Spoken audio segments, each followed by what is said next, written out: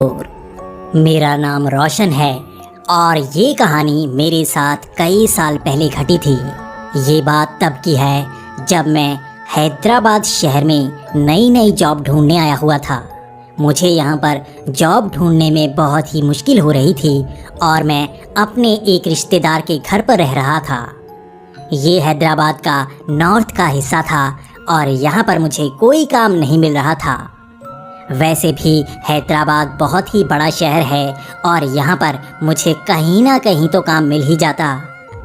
मैंने सोचा कि अगर मैं इलाका बदल लूँ तो मुझे शायद काम मिल सकता है। इसलिए अब मैं दूसरे इलाके में जाकर काम ढूंढने की कोशिश कर रहा था। लेकिन काफ़ी दिनों की मेहनत के बाद मेरा काम बन गया।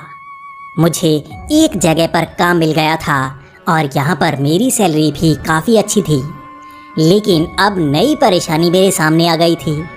मुझे एक अपार्टमेंट ढूंढना था जहाँ पर मैं रह पाता, क्योंकि अगर मेरे पास घर नहीं होता तो मैं वापस अपने रिश्तेदारों के पास जाता और किराए में मुझे बहुत सारे पैसे वेस्ट करने पड़ते।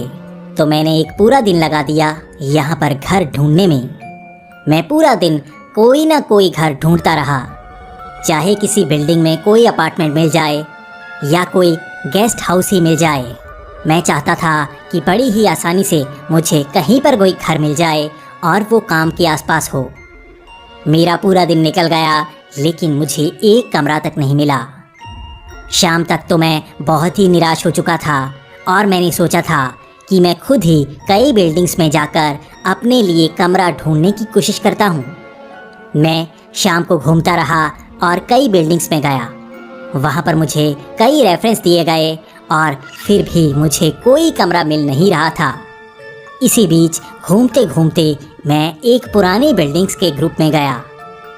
यहाँ पर काफ़ी पुरानी बिल्डिंग्स थी और मैंने सोचा यहाँ पर भी पता कर लेता हूँ। वक्त लगभग रात के 8 बजे का था और काफ़ी अंधेरा हो गया था। लेकिन मुझे यहाँ पर कमरा तो ढूंढना ही था। कल से मुझे काम पर आना था और मैं काम पर आते ही शाम को यहीं पर रुकता। मैं 2-3 बिल्डिंग से पूछता हुआ आगे निकला और वहाँ पर कोई कमरा अवेलेबल नहीं था। जैसे ही मैं लास्ट अपार्टमेंट्स में पहुँचा तो वहाँ पर एक पुरानी सी बिल्डिंग थी। मैं उस बिल्डिंग के अंदर गया तो मैंने देखा कि अंदर काफ़ी साफ सफाई थी। वहाँ पर काफ़ी लोग घूम रहे थे और मैंने एक आदमी से पूछा कि क्या यहाँ पर कोई कमरा अवेलेबल है। मैंने उससे जैसे ही ये सवाल पूछा तो मैंने देखा आसपास चल रहे कई लोग रुक गए और वो मेरी तरफ देखने लगे। लेकिन कुछ देर बाद वो जैसे आगे निकल गए हों। फिर मैंने दोबारा पूछने की कोशिश की कि यहाँ पर कोई कमरा अवेलेबल है। तो उस बुजुर्ग ने कहा कि ऊपर 3rd फ्लोर पर कमरे अवेलेबल हैं। अगर मैं कोई भी कमरा लेना चाहता हूँ तो मैं ले सकता हूँ। मेरे लिए तो अच्छा था, आखिर अंत में मुझे एक कमरा मिल गया था। लेकिन मुझे जानना था कि क्या मुझे खाली कमरा मिल रहा है या कुछ सामान भी वहाँ पर रखा है। तो मैं उसके साथ वो कमरे देखने गया। मैं जैसे ही वहाँ पर कमरे देख रहा था तो मैंने देखा वहाँ पर सारा सामान रखा है। वहाँ पर तो किचन का सामान भी रखा गया था और उसने कहा था कि मैं तुमसे ज़्यादा पैसे नहीं लूँगा। इतना कहने के बाद उसने वहाँ का रेट भी बताया और वो रेट बहुत ज़्यादा कम था। मैं तो खुद हैरान था कि हैदराबाद में मुझे इतने सस्ते में ऐसा अपार्टमेंट मिल रहा है। तो मैंने ज़्यादा सवाल पूछने की कोशिश नहीं की और एडवांस दे दिया और उस रात मैं वहीं पर रहा। अगले दिन सुबह मैं काम पर चला गया और मुझे ज़्यादा देखने की ज़रूरत नहीं पड़ी क्योंकि मुझे जल्दी से काम पर जाना था। वो पूरा दिन मैं काम पर ही रहा और वापस जब मैं अपने कमरे में आया तो मैं ज़्यादा जान पहचान बनाना चाहता था। मैं चाहता था कि इस अपार्टमेंट्स में जितने भी लोग रहते हैं मैं उनसे जान पहचान बना पाऊँ, क्योंकि अगर यहाँ पर मेरे ज़्यादा दोस्त बन जाएं तो मेरे लिए ही फ़ायदा होगा। वैसे भी अनजान जगह पर अगर आप अकेले हों तो आपको मुश्किल होती है, लेकिन अगर वहाँ पर जान पहचान वाले ज़्यादा लोग हो जाएं तो आपको काफ़ी फ़ायदा हो जाता है। जब मैं नीचे गार्डन में घूम रहा था तो मैंने देखा कि यहाँ आसपास कई बिल्डिंग्स हैं, लेकिन वो थोड़ी थोड़ी दूरी पर थीं। वहाँ लोग ज़्यादा दूसरी बिल्डिंग्स पे नहीं जाते थे, लेकिन मैं भी अपनी बिल्डिंग के आसपास ही गार्डन में घूमता। यहाँ पर हर बिल्डिंग का अपना गार्डन था और उस बिल्डिंग के लोग उसी गार्डन में घूमते। मैं अपने गार्डन में ज़्यादातर घूमता रहता और लोगों से जान पहचान बनाने की कोशिश करता। 2-3 दिन मैंने ऐसे ही लोगों से जान पहचान बनाने की कोशिश की और ज़्यादातर मेरे यहाँ पर अच्छे दोस्त बन गए। यहाँ पर बहुत ही अच्छी फैमिलीज रहती थी और वो मुझसे हंसकर बात करते। वो मेरी काफ़ी केयर करने लगे थे और वो कहते कि अगर मुझे किसी भी चीज़ की ज़रूरत हो तो मैं मांग सकता हूँ। मुझे इस बिल्डिंग में बहुत ज़्यादा अच्छे लोग मिले थे और मैं बहुत ज़्यादा खुश था। मैं जब भी शाम को आता तो मेरा सारा सामान सही जगह रखा होता। यहाँ पर लोग काफ़ी अच्छे थे और वो एक दूसरे के घर में जाते थे। मैंने अपने कमरे के लिए एक बाई रखी हुई थी जो इस बिल्डिंग में बाकी कई घरों के लिए सफाई भी करती थी। इसी तरह से मैं यहाँ पर लगभग 1 हफ्ता रह रहा था और मुझे बहुत ज़्यादा अच्छा लग रहा था। लेकिन एक बात थी जो इस बिल्डिंग में थोड़ी सी अजीब थी कि लोग यहाँ पर बिल्कुल सटीक बात करते। ये थोड़ा सा अलग था क्योंकि ये तो ऐसे था जैसे सब आर्मी में हो। हर कोई बिल्कुल सटीक बात करता और जितना सवाल पूछा जाता उतना ही जवाब मिलता। कोई ज़्यादा नहीं बोलता और कोई कम नहीं बोलता। यहाँ पर तो बच्चे भी बिल्कुल सही से बात करते थे। कोई भी बिल्कुल शरारत नहीं करता और ना ही मजाक करने की कोशिश करता। सब जैसे शांत व्यवहार के थे और मेरे लिए ये अब थोड़ा सा परेशानी वाला होने लगा था। मैं हमेशा से मजाकिया रहा हूँ और मुझे बात करने में बहुत मज़ा आता है, लेकिन यहाँ पर तो बात होती ही नहीं थी। ये तो जैसे सवाल और जवाब होते। मैं जितना पूछता मुझे उतना ही जवाब मिलता और सामने से मुझे कभी कोई सवाल नहीं आता। ये मेरे लिए काफ़ी हैरानी की बात थी कि लोग कैसे हैं, ये कोई सवाल पूछते ही नहीं। भले ही मुझसे उनका कोई सामान टूट जाता वो बिल्कुल गुस्सा नहीं करते, बल्कि मुस्कुराहट उनके चेहरों पर रहती और वो सब जैसे मेरी तरफ ही देखते रहते। हर किसी को शायद मैं ही पसंद था और शायद मैं इतना हैंडसम था कि वहाँ पर लड़कियाँ भी मेरी तरफ ही देखती रहती। मैं शुरू में तो कंफर्टेबल था, लेकिन लगभग 10 से 15 दिन बाद मुझे थोड़ा सा अजीब लगने लगा था। मुझे अपने कमरे में भी ऐसा एहसास होता जैसे हर कोई मेरी तरफ देखता ही रहता। मुझे थोड़ा सा डर लगने लगा था, जैसे कि मुझे अपने शरीर में कोई कॉम्प्लेक्स होने लगा था। मुझे लगता जैसे मेरे बाल बिखरे हुए हैं और मेरे कपड़े सही नहीं हैं, इसीलिए सब मुझे घूर रहे हैं। लेकिन मैं थोड़ा सा घबराता और मैं यही सोचता कि यहाँ पर लोगों का ऐसा ही व्यवहार होता होगा, तो मैं इसके बारे में ज़्यादा सोचने की कोशिश नहीं करता। लेकिन मुझे थोड़ा सा ऑकवर्ड फील होने लगा था। 15 दिनों में मेरे ऐसे ही हालात थे। लेकिन सबसे बुरा हाल तो ये था कि मुझे अब रात को नींद नहीं आती थी। मैं सारी रात कमरे में घूमता रहता और मुझे ऐसा लगता जैसे सब मेरी तरफ घूरते जा रहे हैं। मैंने ऐसा एहसास कभी नहीं पाया था और मैं हमेशा सोचता रहता कि आखिर ऐसा कैसे होता है। जैसे जैसे दिन आगे बढ़ रहे थे वैसे वैसे मेरी नींद उड़ती जा रही थी। इसका असर भी मेरे शरीर पर बहुत ज़्यादा पड़ने लगा था। मैं अब कमज़ोर होने लगा था और मेरी आंखों के नीचे भी काले गड्ढे होने लगे थे। मुझे काम पर सब चिढ़ाते कि मैं कैसे कमज़ोर होता जा रहा हूँ, जबकि मेरी ये पहली नौकरी काफ़ी अच्छी थी और मैं सारे पैसे कहाँ पर उड़ाता हूँ। ये सवाल मेरे काम पर हर कोई मुझसे पूछता। मैं ना तो ड्रिंक करता ना ही सिगरेट पीता, फिर भी ऐसी सेहत देखकर हर कोई मुझ पर हंसता। मुझे भी समझ नहीं आती कि मेरी सेहत खराब कैसे हो रही है, लेकिन मेरे पास एक जवाब होता कि शायद मुझे नींद कम आती है इसलिए ऐसा होता होगा। मैं अब रात को 12 से 1 बजे बिल्डिंग से बाहर आता और गार्डन में घूमने की कोशिश करता। मैं सोचता कि रात को अगर मैं बाहर घूमूंगा और खुली हवा में जाऊंगा तो शायद मुझे नींद आ जाए, लेकिन यहाँ पर भी कुछ नहीं होता। मैं बाहर घूमता रहता और मुझे नींद नहीं आती। मेरी बिल्डिंग से भी कई लोग यहाँ पर गार्डन में घूमने आते और मैं देखता कि हर कोई रात के लगभग 2 से 3 बजे तक घूमते ही रहते। मैं भी 3 बजे तक घूमता और वापस कमरे में आ जाता। अगर मुझे 3 बजे तक नींद नहीं आई तो बाद में क्या आएगी। मैं वैसे भी थक जाता था, लेकिन मैं देखता कि वो भी 3 बजे तक घूमते ही रहते और जब मैं वापस आ जाता तब भी वो लोग घूमते ही रहते। शायद वो बाद में भी घूमते ही रहते होंगे। ये नींद का किस्सा मेरे लिए बहुत ही परेशानी करने लगा था।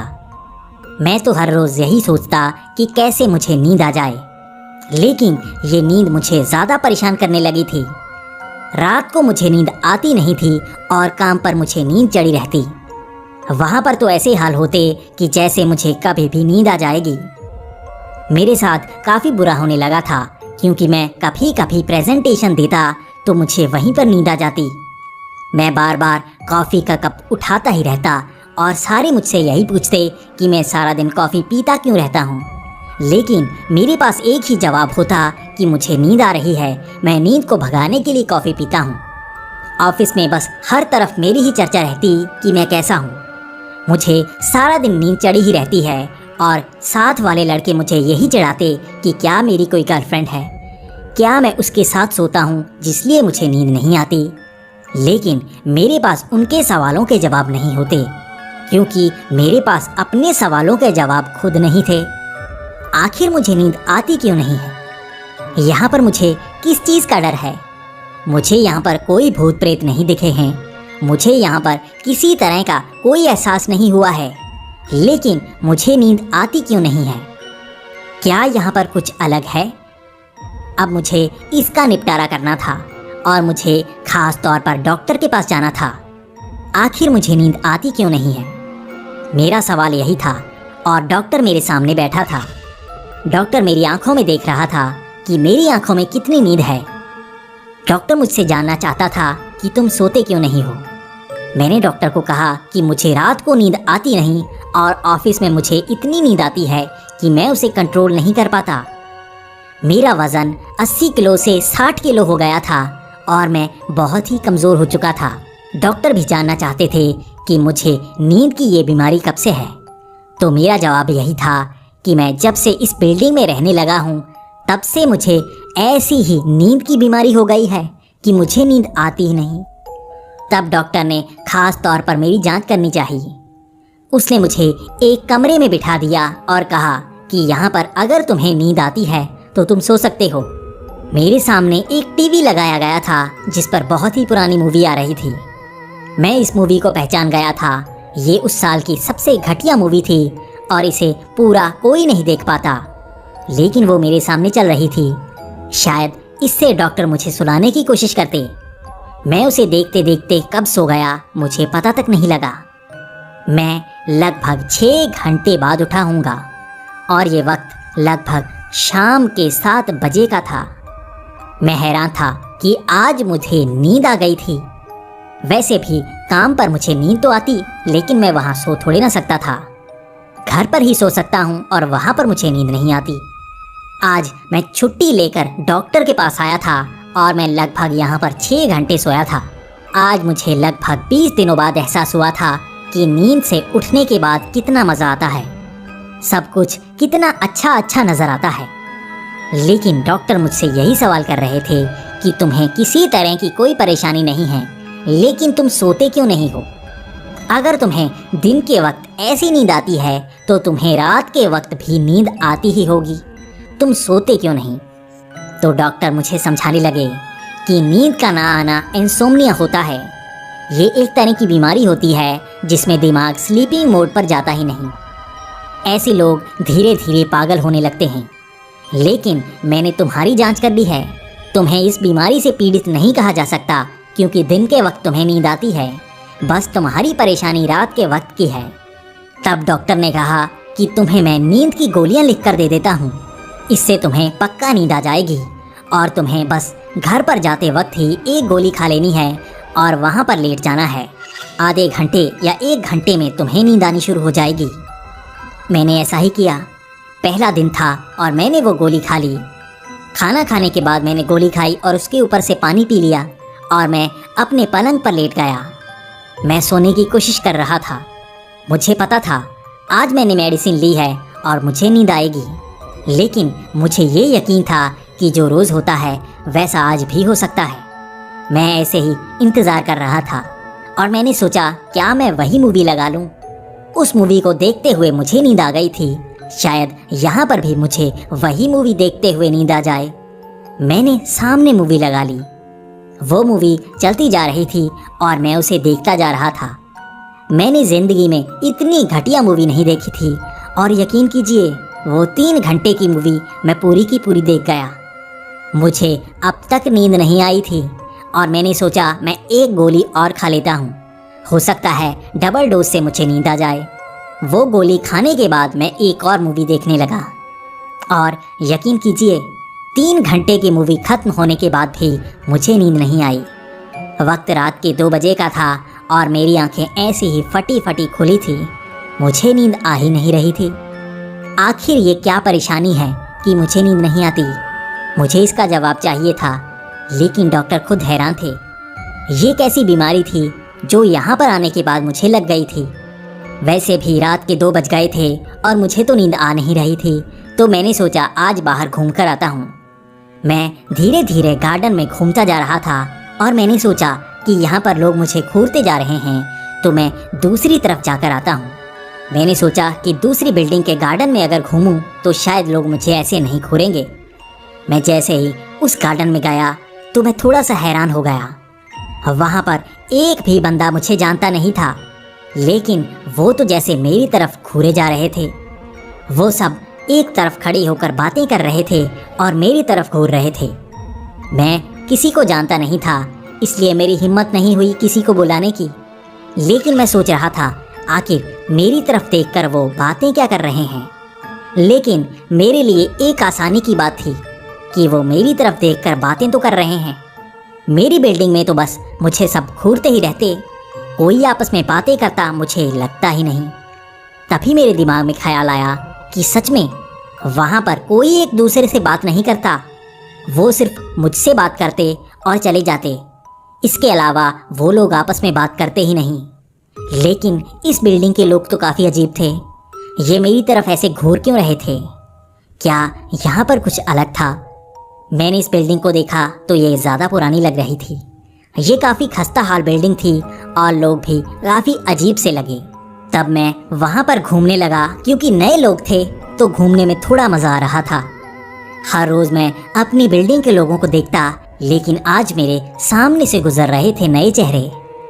तभी एक बुजुर्ग अंकल मेरे पास आया और मेरे साथ सैर करने लगा, लेकिन तब तक मुझे नींद आने लगी थी।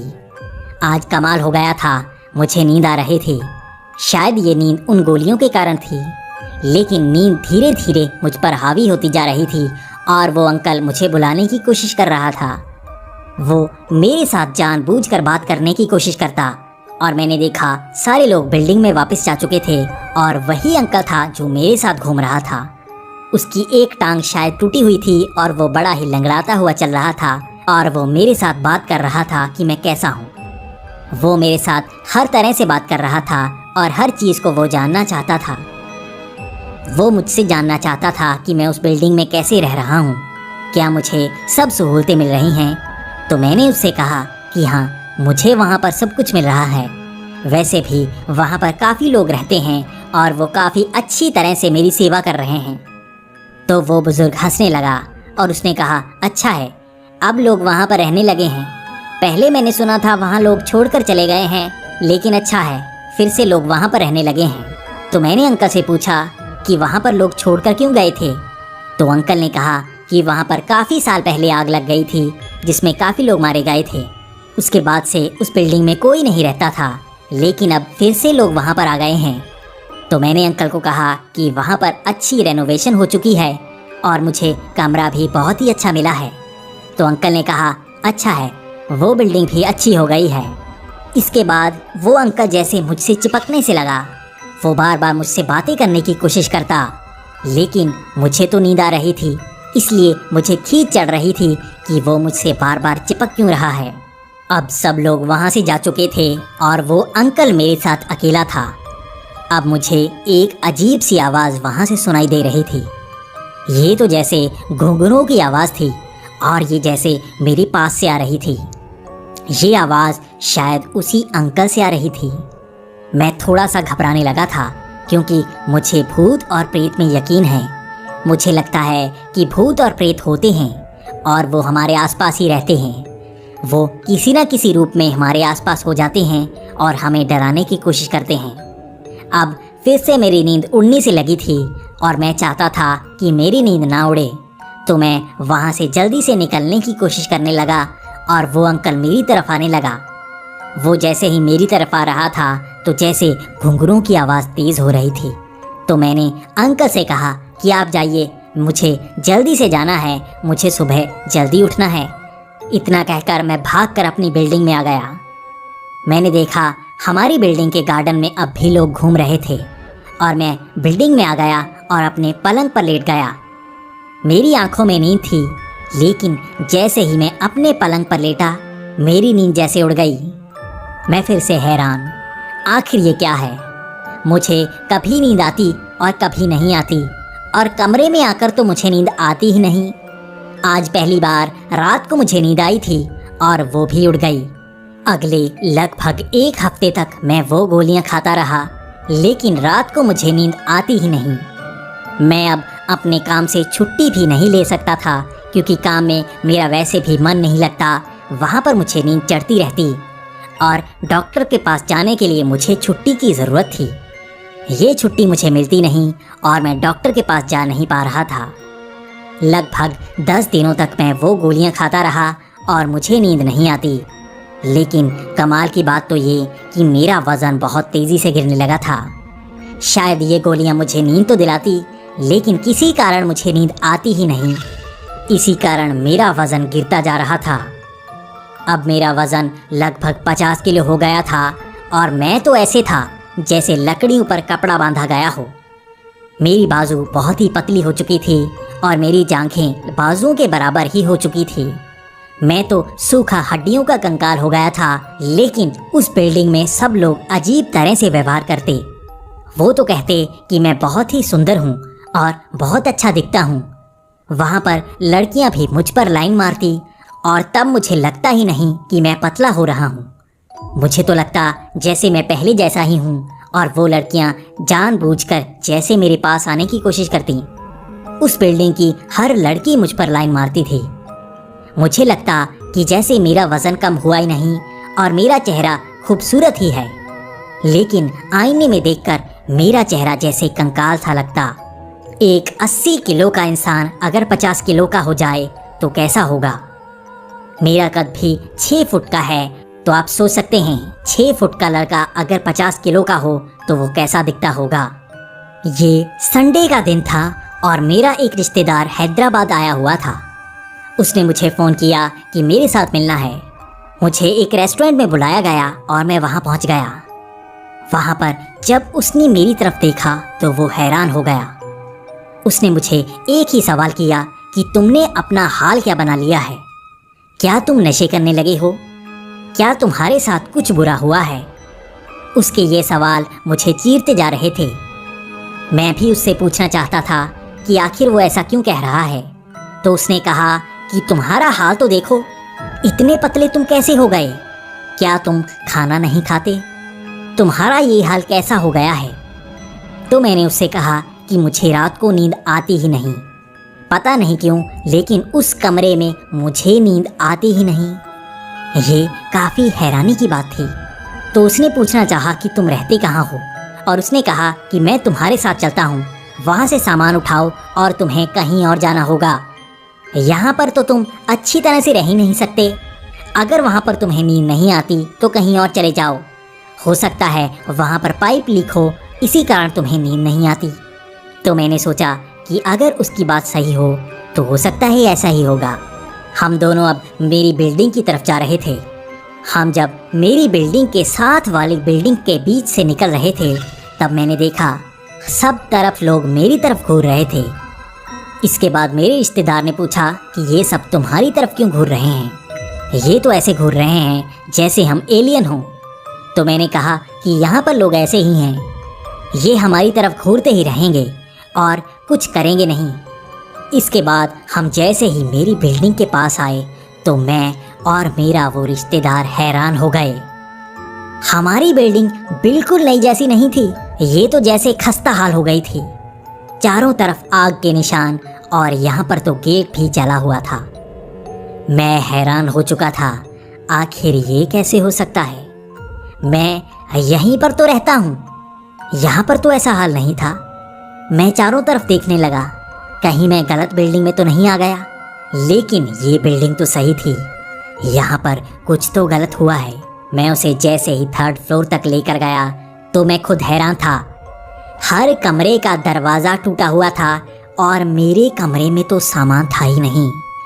वहाँ पर तो हर तरफ जले के निशान थे और सब कुछ टूटा हुआ था। वहाँ पर सिर्फ मेरे बैग पड़े थे और थोड़ा सा मेरा सामान पड़ा था। मैं तब सब समझ गया कि ये कोई अच्छी बिल्डिंग नहीं है और वो लोग कोई साधारण लोग नहीं होंगे। हम दोनों तब सामान उठाकर उस बिल्डिंग से बाहर भागने लगे और हमें चारों तरफ से चीखने की आवाज़ें सुनाई दे रही थी। ये आवाज़ें तो ऐसी थी जैसे लोग आग में जल रहे हों। हम भागते हुए उस बिल्डिंग से बाहर निकले और जैसे ही हम दूसरी बिल्डिंग के पास पहुँचे तो लोग हमें भागते हुए देखकर हमारे पास आए। वही बुजुर्ग फिर से मेरे पास आया और उसने कहा, क्या हुआ? मैंने उसको सब कुछ बता दिया। उसके बाद वहाँ पर कई लोग इकट्ठा हो गए।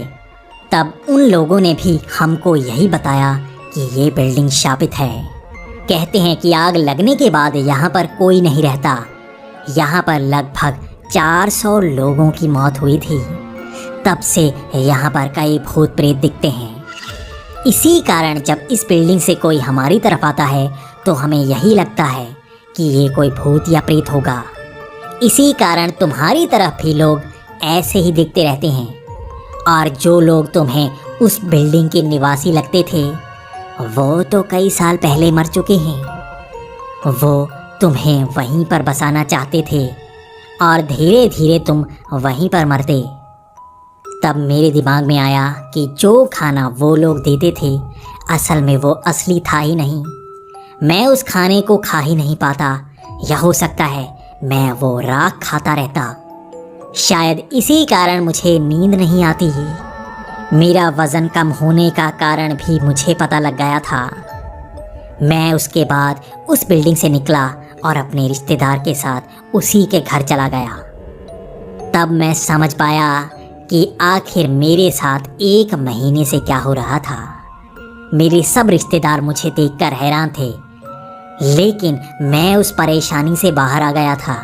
लगभग 4 महीने बाद फिर से मेरा वज़न 80 किलो हो गया था और उस बिल्डिंग से बाहर आते ही अगले 2 दिन तक लगातार मैं सोता रहा था।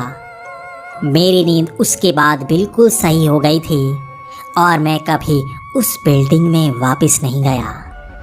मेरे दिमाग में अब भी यही सवाल चलता रहता है कि अगर मेरा रिश्तेदार हैदराबाद में नहीं आता तो मैं वहीं पर रहता, और अगर मैं वहाँ पर 1 महीना और रहता तो मेरा क्या होता। लेकिन सबसे बड़ा सवाल जो मेरे दिमाग में घूमता रहता कि अगर मैं उस बिल्डिंग में जा सकता हूँ तो हो सकता है उस बिल्डिंग में और लोग भी भटक कर जाते होंगे। उनके साथ क्या होता होगा।